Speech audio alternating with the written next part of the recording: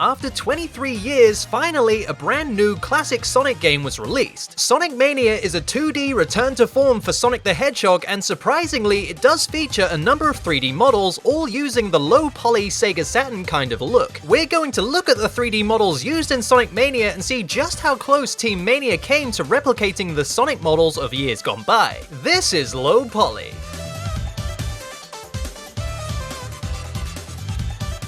The first model we should take a look at is naturally Sonic's model from the special stages. He's 767 tries of good old classic Sonic goodness. Now, upon seeing the special stages for the first time, a lot of people were saying that maybe Sonic's model is something borrowed from Sonic R. However, every model from Sonic Mania is modeled from scratch and is a brand new model only featured in this game. But I wouldn't be doing what this show focuses on by not comparing those two models, so this is the Sonic Mania Sonic model and the Sonic R Sonic model side by side.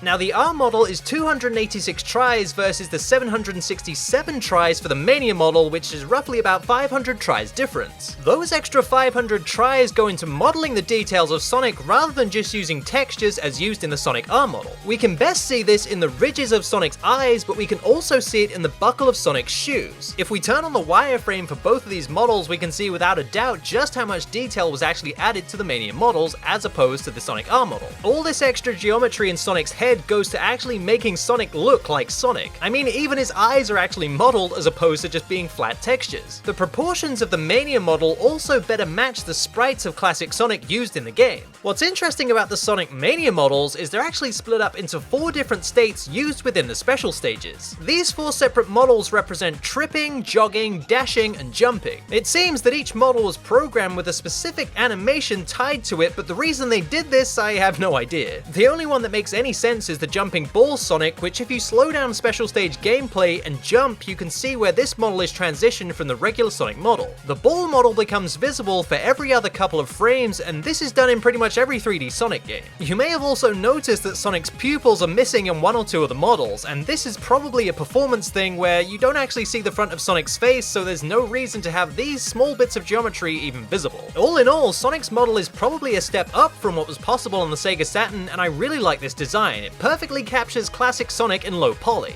Now let's move on to Tails. Again, Tails is modeled completely from scratch to better match his classic design.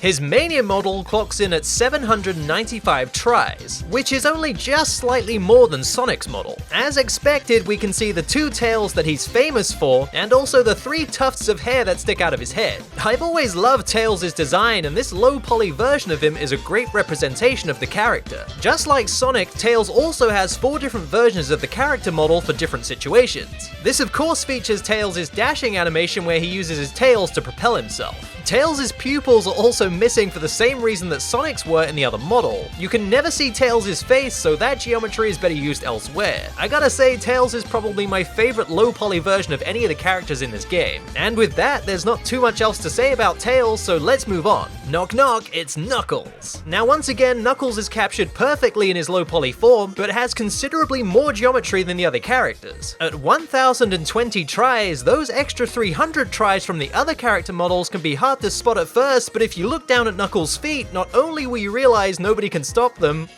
you'll also see that Knuckles has extra geometry on top of his feet with these metal things, whatever they are. Each of these metal stubs is modeled, so that's where the extra geometry comes in. Knuckles' hands are decently modeled as well, so there's extra tries there too to build them out and make them actually look like Knuckles' hands. And we shouldn't forget Knuckles' famous dreads, which also add a lot more extra tries to the model overall. The more I look at these models, the more I'm impressed by how they were able to match the 3D models to the 2D sprites used in the game. There's a level of consistency here that's so well done, I just can't help but love these models. The same with Sonic and Tails, Knuckles also has a bunch of different models with different animations attached, including Knuckles about to faceplant into the ground. And he's also missing his pupils, just looks kinda creepy. With the special stage characters moved out of the way, let's talk about some of the assets actually used within the special stages. These range from low poly columns to the famous palm trees usually seen in Green Hill Zone, and an assortment of different flowers. The 2 types of columns range from 140 tries to 186 tries respectively. The palm tree sits at 104 tries, which is very surprising considering how much is going on with it, and the different kinds of flowers are 228 tries tries, 156 tries, and 216 tries in that order. Now I just love the color scheme of these different assets placed around the special stages, and obviously they'd have to be reasonably low poly as there'd be plenty of them placed about. Also found in the special stages are these birds and fish, which are direct references to the special stages found in Sonic 1. The bird model sits at 228 tries, while the fish model is 250. It's like the 3D looking sprites from the Sonic 1 special stages have almost come full circle and are now fully 3D. Two great references and two great models. Let's talk about the elusive UFO that you have to chase around these special stages, and let's take a look at that model. Now the UFO sits at 774 tries, and I really just love this design. It's very simple, but it's effective. Looking at it, you're immediately taken back to the idea of the Sonic CD special stages, and I just love that as a callback to that game. I doubt there was animation tied to this model, hence it's always in this going forward kind of pose. And what about the Chaos Emeralds that it would carry? Well, they're just Chaos Emeralds. It's a really simple model at just 24 tries and is the lowest poly model in the entire game.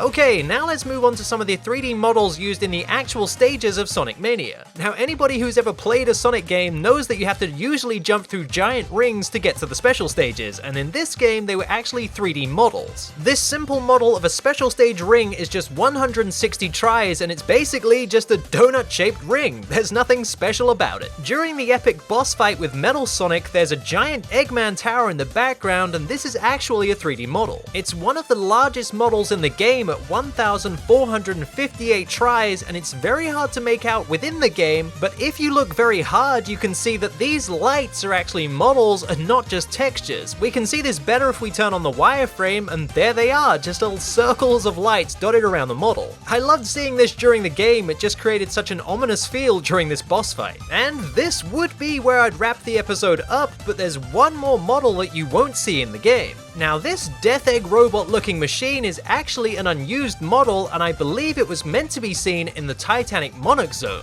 The reason I think this is if you play through Act 1 of Titanic Monarch Zone, you can kind of see a giant robot in the background. But instead of it being a 3D model, there are sprites used instead. Now we could speculate the reasons as to why this is, but basically this is an unused model. And it's a shame too, because it's actually really cool. It would have been the largest model in the game, not just in size, but the fact that it's 2,370 tries. It's just a really cool model. It's simple, but it kind of gets the point across, which all great low poly models should do. But on that note, let's wrap things up. The minute I knew Sonic Mania was going to be using 3D models, I knew I had to do a low poly episode on it, and I'm glad I did. The Sonic fanbase contains a lot of very talented people, and I'm glad I could showcase their work. And who knows, if there's a Sonic Mania 2, we may even see some more 3D models then. Thanks for watching, guys. If you're loving the show so far, please go and check out the Super Mario episode and the Sonic episode already up on the channel. Don't forget you can follow me on Twitter or on Instagram, where I usually post little sneak peeks of things I'm working on. It's a great way for you guys to keep up to date with the channel and everything that's happening with this show. And as always, a huge thanks to everybody who supports the Patreon. You guys are the ones that make it all possible.